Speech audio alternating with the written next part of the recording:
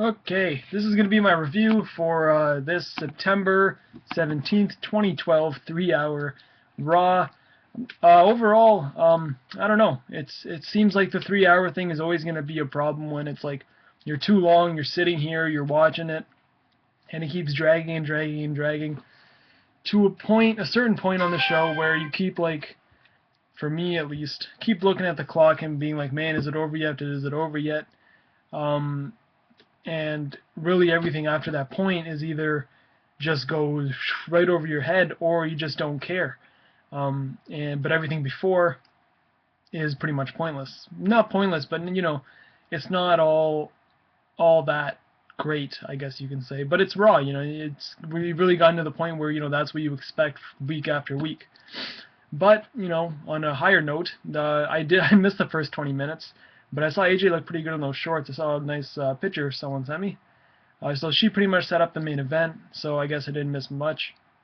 I came in, turned on Raw just as soon as Rey Mysterio and Cara versus Primo and Epico started.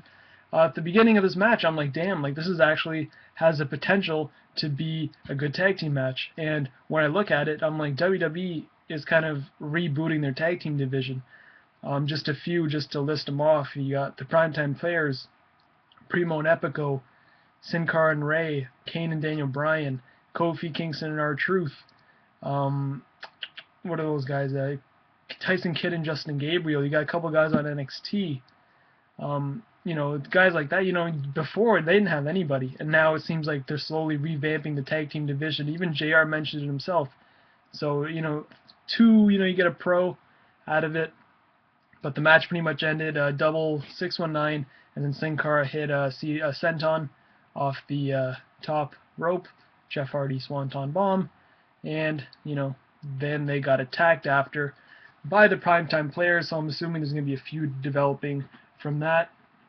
And then next match you had the Divas match, really early on the show. Usually they save it for more the middle or towards the end.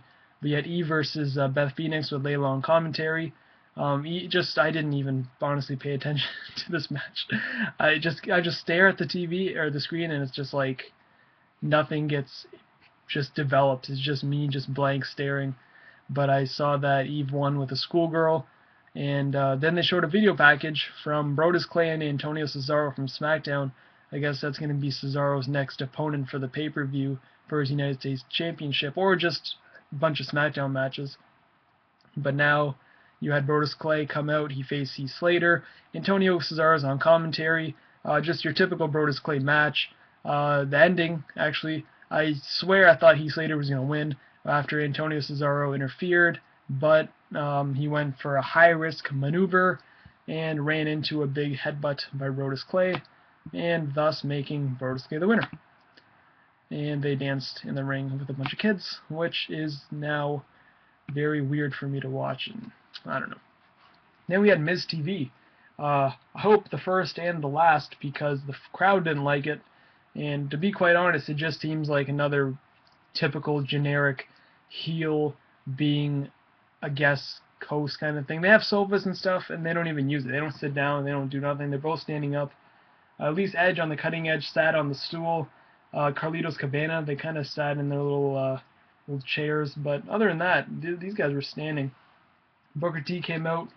Miz kind of said he misses being in the spotlight, which I kind of expected them to go off that way because, Booker T, I know he isn't retired 100%, so I could see a possible Miz match coming up. But, really using Booker T to put those younger guys over.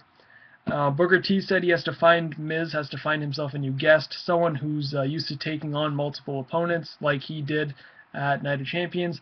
Out came Ryback, and pretty much he just destroyed the whole place.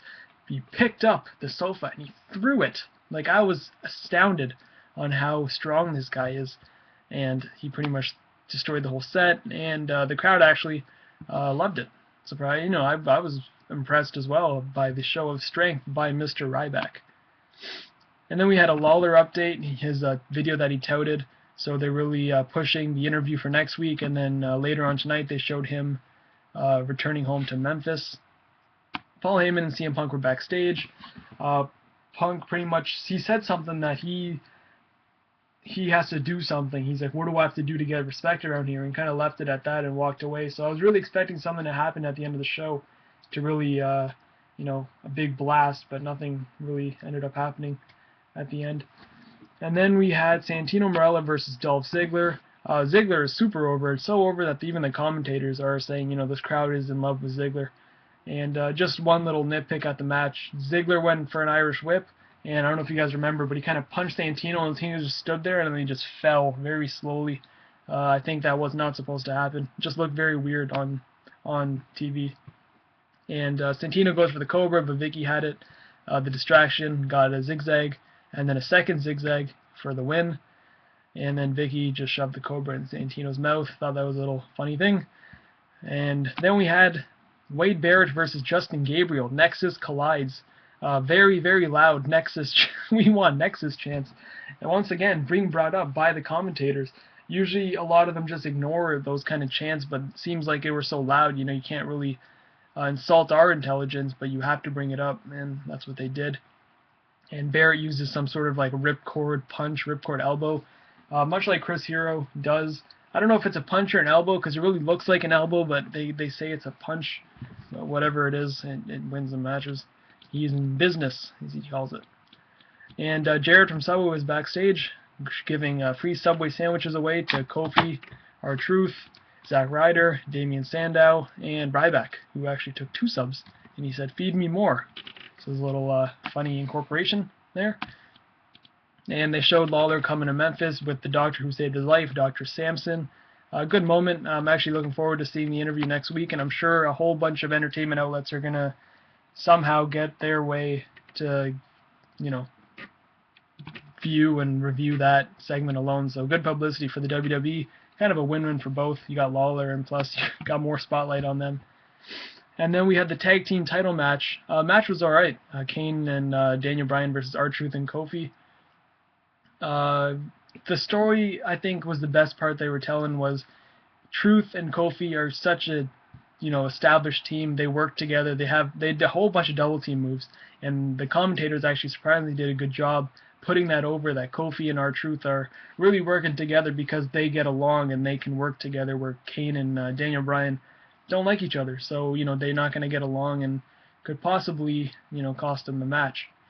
And the ending, oh yeah, the crowd, I forgot. This is the point, I think, where the crowd got really tired. They were hot for the beginning of the match and the entrances, but about 3/4 through the match, I noticed at least, they really started to die down a bit, because Daniel Bryan got somewhat of a hot tag in on Kane, and everyone just sat there.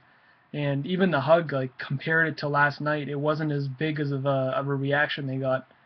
But pretty much, Kane chokeslammed R-Truth, Daniel Bryan blind tagged, and no luck for the win. And then Randy Orton versus Tensai. This match did nothing for me, honestly. It was very, very hard to sit through. And loud Albert chants. It was a very slow match. Orton hits the DDT and then an RKO. That's pretty much about it. And then you had the backstage segment again with Del Rio, Punk, Otunga, and Paul Heyman. Pretty much, I laughed when Otunga's like, you know, with all due respect or something, my client Del Rio says that Punk should clean up a bit because he looks like he sleeps in a cardboard box, and then Punk says buy a time machine and go back to Survivor Series where he beat him for the WWE title. So thought those two weren't going to get along, but you know, nothing really came out of that. And then this is pretty much where this was around the 10:30 mark, and I was like, God, just end the show now, because it was getting hard to sit through, and I did not, I don't know, I was just yawning, and it was like I was getting distracted all over the place. And of course, then you have a Damien Sandow versus Zack Ryder match. Sandow came out, did a little promo saying his favorite season is back to school, and tells JR that slobber knocker isn't a word. Starts listing a whole bunch of vocabulary that'll help you in the school year. And then Ryder interrupted, said, yeah, I got 3 words for you, shut up and now. And that led to the match, and I couldn't pay attention to the match because Cole and JBL were bickering back and forth about which words are, you know, big words or not in Oklahoma and here, what school Michael Cole went to. But Sandow won with a neck breaker, and the cartwheel was really the only thing that got over in the whole match. And your main event, Ooh, Sheamus, Cena versus Del Rio and Punk. Uh, the highlight, for me at least, was at the beginning, where Punk's standing there with the belt over his head, looking around, and all the crowd is saying is, "Let's go Cena, Cena sucks." I've been saying this for so long. CM Punk thinks he is the top guy. He wants to be the top guy, but with Cena in the picture, you will never be the top guy. The crowd's there to see Cena. The crowd's there to boo, cheer, or whatever John Cena. CM Punk will always be that second guy and that assistant captain of the WWE. John Cena will always wear that C on his jersey, where Punk will always be the A, the assistant. And that's a reality, and this was a perfect example. So Punk put Sheamus in a nice surfboard stretch. Thought that was worth mentioning. And the ending, pretty much a 5-knuckle shuffle, which got reversed, tried getting reversed by a kick, STF, and then Del Rio broke that up, which led to a brogue kick. Del Rio flew out of the ring, and then Cena hit the AA on Punk. 1, 2, 3, but just like 2 3/4, Punk got his foot on the rope, and the referee still counted. I thought Punk was going to give the ref a GTS, but you know that the repercussions would be very bad, as he would get fined $250,000, much like Sheamus has, and so has Miz and R-Truth. So don't want to fine yourself so much money. But Punk kind of followed the ref to the back, saying, "I don't care." Told Payman, I don't care if he's a ref, he's a bad ref, saying his foot was on the rope. So I'm sure you're going to get another rematch next week. Maybe a new ref or something. I don't know. They're going to play off this angle, and I don't know. That's all. Raw was okay. I'm not going to say it was the greatest show. It wasn't the worst. Actually, it was pretty bad. I don't know. It seems like when there's a bad show, it's either so bad or it's not that bad. There's no like really good Raw so far for the 3 hours since the Raw 1000. But I don't know. Thumbs in the middle. I don't. Out of 10, like if you really want to know, I'd probably say like 4, maybe a 4.5, just below average. But that's all. And I'll talk to you guys in the next video.